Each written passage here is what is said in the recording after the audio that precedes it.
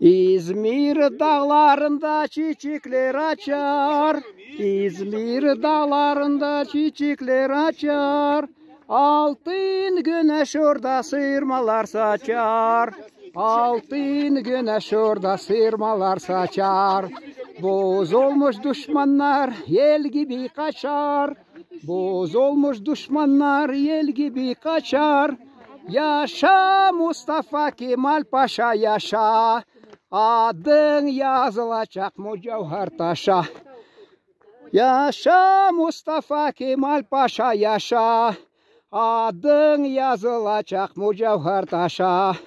İzmir dağlarında oturdum kaldım, İzmir dağlarında oturdum kaldım.